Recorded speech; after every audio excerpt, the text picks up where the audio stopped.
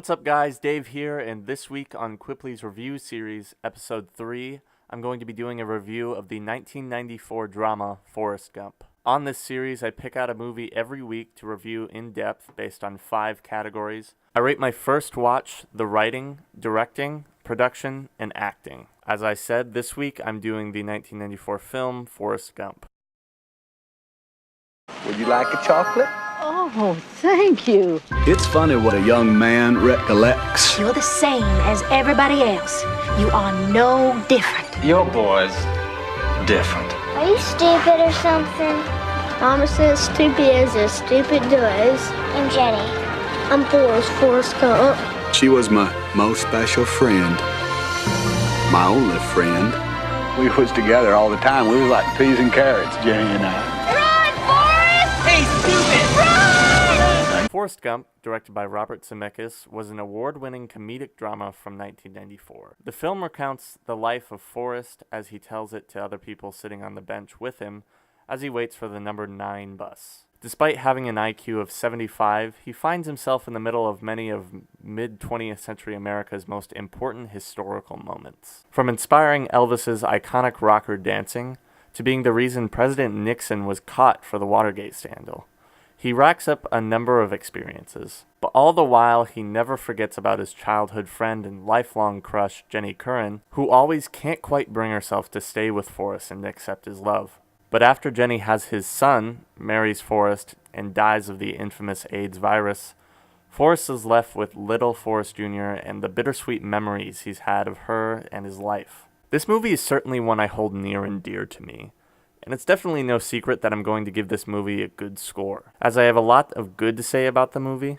But one thing I will say about, not my first watch, but what I think what some people will say when they watch this movie for the first time around, is that I can tell some people will hate this movie. It's definitely not for everyone. It's a drama that has its quirks, and those quirks will definitely get to people. For instance, while I don't particularly mind it, and I think it's important to his character, a lot of people hate the way Tom Hanks speaks throughout the movie. Also, I'm sure people will hate the way Forrest finds himself always walking into all of these events and never facing consequences for anything he does. It's just the little things about the movie that will bother people, and while I don't want it to, that will hurt the first watch score. However, it's got Oscars and Academy Awards, so you cannot deny that this movie is a masterpiece. If you don't want to sit through all of my extensive analyzations of why this movie is a masterpiece, go ahead and skip to the scores now. If you're here to sit through this mouthful I have to say, let's get right into it. Now, there is a diverse cast on this roster, mostly because of the characters being played. 3 roles that I will talk about are Tom Hanks as Forrest, obviously, Robin Wright as Jenny, and Gary Sinise as Lieutenant Dan. Now, Tom Hanks, I think, does a fantastic job. He won awards for the role, and it's no surprise that he did, as he masters an insightful character that makes you think a lot about what the movie means. But the 2 supporting characters deserve a lot of the limelight as well. Robin Wright deserves some of it because she does a great job at showing such a troubled character transform in several different ways. She goes from a scared, ambitious young woman trying to survive to a woman, a mother, who finally understands how to give and receive love. And Gary Sinise is another phenomenal addition to the supporting roster. It's another character that transforms into someone who struggles with failure of fulfilling their destiny, and Lieutenant Dan becomes a compassionate man who cherishes what he has near him.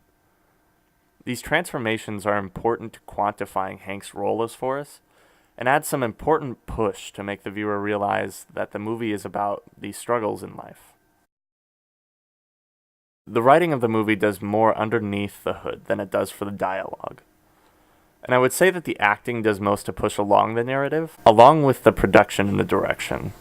But this movie's writing is incredibly important nonetheless, because there are plenty of one-liners that are powerful, and the writing is responsible for all the events that narrate the movie. I'd love to go back through this movie and see how all of the historical events are important to the narrative symbolically and in other ways, because while most of them are kind of coincidental, I'm sure the choice of which he was involved in is significant. Now, while there are some really good parts of the production in this movie, there are also certain things that just don't stand up. The good things that will always stand up about this movie is its ability to emulate several different times and places throughout the mid-20th century through the locations, costumes, and props that are used. And what, at the time, was amazing about the movie was how it took original television footage of presidents and John Lennon and edited Gump into them rather than making a whole set and getting actors to play lookalikes. The fact that the viewer now is looking through a television feed at these events makes them emphasized as important events in Gump's life, as we're seeing it through a television feed that's being broadcast nationwide. However, the editing of the mouths doesn't really hold up as best as they could do with it at the time, and it's very visibly off.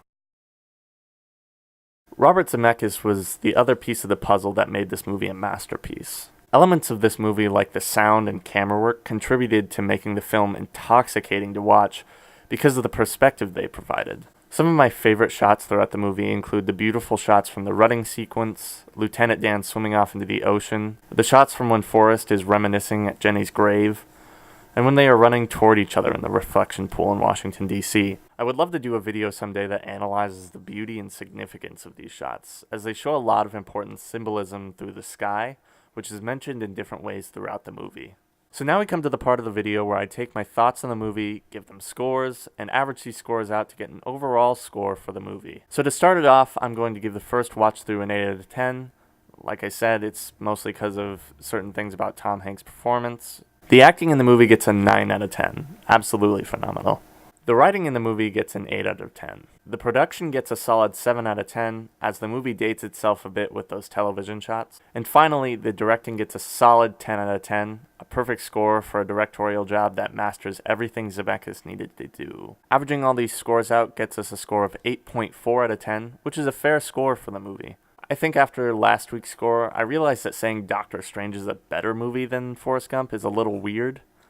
But one thing I would like to remind us about is that most of the score lies not in the initial watch through, but with the analyzing the composition of the film. And while this movie definitely moves me emotionally, that isn't always the reason a film should be considered great. Although it is worth noting that that is what makes the story in particular and the delivery of it through the acting great. So guys, that's going to do it for this video. Next week's video I'm going to be doing something a bit different from the films we've seen so far, and I will be doing Tora, Tora, Tora. I've done a couple dramas, and I think a movie with more action and more practical production, and an older movie, will be interesting to go over. Don't forget to check out the other videos on our channel. Sterling just uploaded the second episode to his Dissect the Saga series on the X-Men movies. And for now, like, favorite, and subscribe to help us out and stay up to date, and I'll see you next week. Thanks for watching Quiply.